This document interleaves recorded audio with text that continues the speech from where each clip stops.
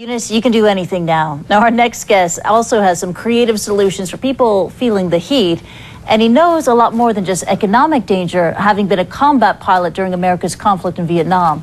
Lamar Smith joins us now from New York. He's the former CEO of First Command Financial Services, and his new book is called There's More to Life Than the Corner Office. Thank you very much for joining us here on CNN today. And please tell us, if we happen to lose our jobs, what is the first plan of attack? What's the first thing we got to do? The first thing you have to do, in my opinion, is to grieve the loss. That's a terrible thing to happen. And when we experience loss in our life, there's a process of grief that you have to go through. That may sound over dramatic, but it's an important step in the process. And you can learn how to do that, and you can learn about grieving by looking on the internet and seeing what those steps are. The human animal is interesting. When your heart is hurting, your brain can observe it, and it's helpful when you're hurting to know that there are steps and it will end. And then there are additional steps. The second thing is to live in the moment. You don't have to worry about the next 5 or 10 years. You only have to get through today, and you need to figure out what you can do today to improve your situation. It can also be tempting and a trouble to live in the moment if you want to focus on the past, regrets that you have, or injustices that have been done to you, and how you're going to right that wrong and get even. A terrible waste of time. Very human, but very much a waste of time. Then there are other steps in the process that are equally important as you go forward. You tell us that we have to learn how to grieve, also to live in the moment. But what are some pragmatic issues that we need to take on right after we lose our jobs? Well, you need to recognize that you are a unique individual with individual strengths and gifts that are not duplicated in any other person. If that employer doesn't want you, there is someone who will. Or you may determine that being self-employed is the right thing to do.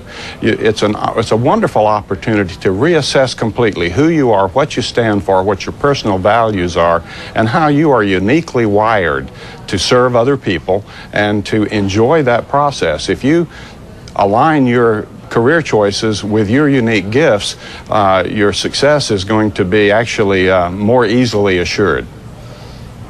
Now, I can only imagine if you lose your job, it's really hard to stay positive and to stay focused and to focus on your advice. How can you enter that sort of mindset? You have to grit your teeth and refuse to let other people define you. Refuse to let circumstances define you. You define yourself. I come from that aviation background. Don't let other people fly your life. Don't be a passenger in your own life, giving your power away to someone else. Climb up in the cockpit of your life and grit your teeth and say, I am going to determine who I am and where I go from here. And there is always something that you can do that's very specific and very positive and is available right now, which will improve your situation. There are probably several things. So get out of your heart that is hurting and get in and where you're afraid, and get into your head where you can analyze your choices, line up your choices, and take the next best step. And when you're doing that, then you've got the freedom knowing that you have done what you can do that day. Tomorrow, get up and do the same thing. Also, you need to maintain balance in your life. You're not just a working person who is temporarily unemployed. You need to maintain your physical health, your intellectual health, your emotional health. You need to obviously manage your finances in this new circumstance and really stay ahead. And if major change is needed there, you need to keep your creditors advised, and you need to think ahead as much as you possibly can. And then lastly, the part of us that really matters for eternity, you need to pay attention to the spiritual side of life.